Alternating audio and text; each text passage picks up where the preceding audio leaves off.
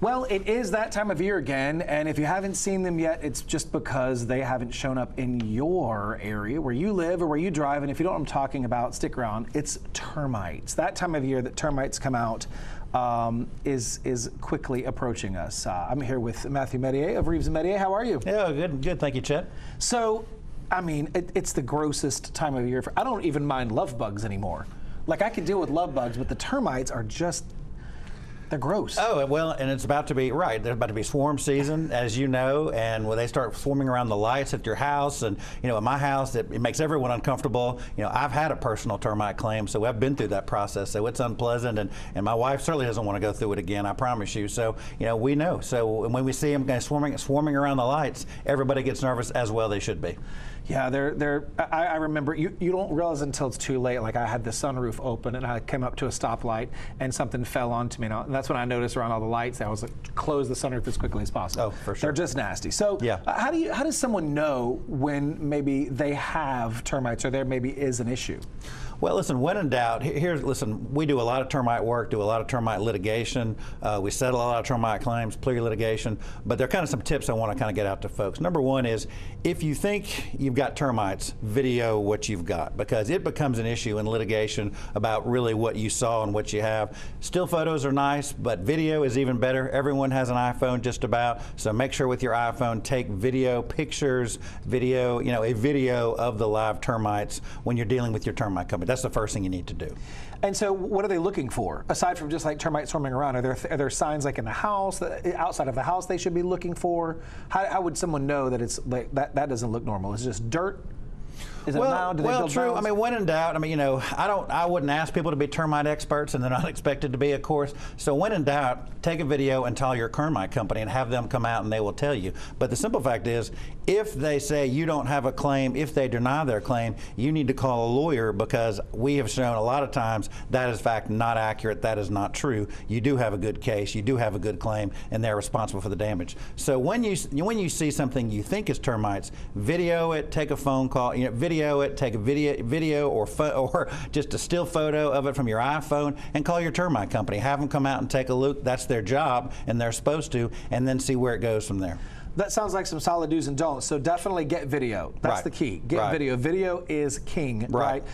Don'ts are don't take that first pass, right? Are there any other, like if they say we can't claim it, don't take that as the final answer. Right, call a lawyer, absolutely. I mean, they told that to me, they told that to my wife. I mean, I woke up one morning, went to the kitchen, there was a mound of sawdust in the kitchen. I was like, uh-oh. I took a picture of it. I didn't see any live termites. My wife called the termite company, they came out, they talked to her, and they said, no, we're not going to, no, it's not termites, no, we're not going to help you. They were completely wrong, and we ended up resolving that case. But I can tell you, don't take no for an answer. Absolutely don't do it. There's a lot of misinformation you're getting from the termite companies about this, that, and the other, and what we're seeing is that they're not treating it in a lot of cases correctly, and then that makes them responsible for the termite damage.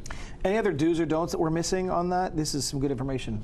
Yeah, first is, video is first. Second, call the termite company as quick as you can, have them to come out there. And then third is call an attorney. If they say we're not going to help you, or if you have questions, or if you just don't like what they're hearing, call a lawyer. And I tell you, almost all lawyers, I know we talk to people all the time, and we don't charge you unless we take the case and recover for you. So we end up giving a lot of free advice. We'll even come out to your house. We have our own team of experts. We have entomologists. We have contractors. We do our own investigation. So if you get us involved, and we do all that free of charge unless we recover for you. Right, and listen, if you're not from here, take this as really as the gospel, right? If you're from here, you know. It isn't usually the case, unfortunately, how it works here in South Mississippi. It's not if you're going to have a termite problem, it's when.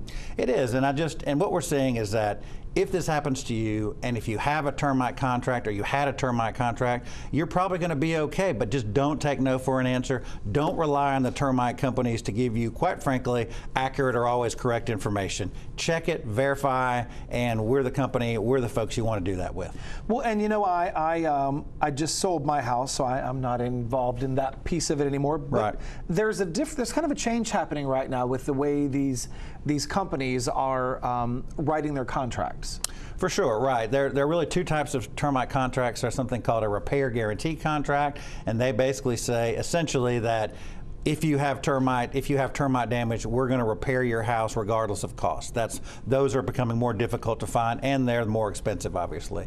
The second type of contract is a service contract, and they says we're going to service your house and we're going to treat for termites, but if you have damage, that's upon you. So those are the two general types of contracts. But what we're seeing is if they treat the house improperly or incorrectly, then they're still responsible for the damage, regardless of the type of contract. So that's what we're seeing. So that was my next question. If you're on a service contract and they're coming out to service it, for example, I had the Centricon bait system. Yeah. So if they're servicing the house, there was a treatment when I first bought the house, it drilled into the concrete, the whole 9 yards. Yeah. They did that initial treatment. I had the bait system put in. If they're not treating it correctly, that's how you can get them on making the repairs. How would they go about not treating it correctly? Well, it's a highly regulated industry. There are very specific rules, usually on the product that they use, on what they have to do, how far the bait stations have to be apart, how far the drill marks in the concrete. It's a common request. It sounds like they did it.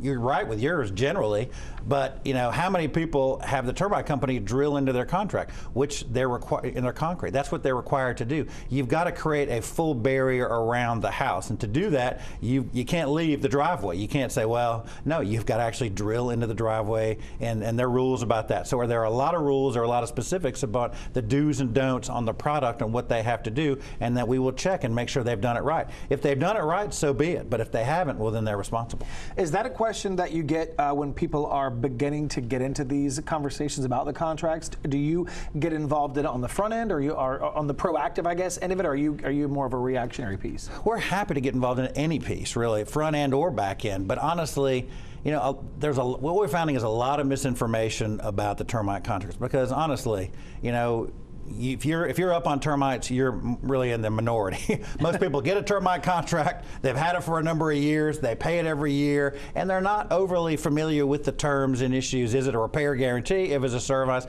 More likely than not, when folks come to us, they're really not sure what they have. And so we'll kind of explain what they have, go through what they have, and then we take a look and make sure everybody's done what they're supposed to have done. Yeah, it's because that home is usually the largest investment that you make. Absolutely. And you want to make sure that you're protecting it. And just a little bit of termite damage can cause problems in a lot of spaces in your home. Oh, absolutely. Listen, you've got to disclose it when you sell your house, and I promise you, that's going to reduce the value of the house. And, everyone is nervous about it, and they should be. And listen, we're not holding people responsible that shouldn't be held responsible. It's their job. It's what they're paid to do. And if they do it right, so be it. But if they don't do it right, just like everything else, they should be held accountable and responsible for what they do. That's right. You heard that there. It's that time of year. Termites are out. They're going to be out. They're going to be around. So definitely make sure you're protected. And if you have any questions, give them a call. Reeves Mestayer. Thanks for joining me, Matthew. Thank you, Chad.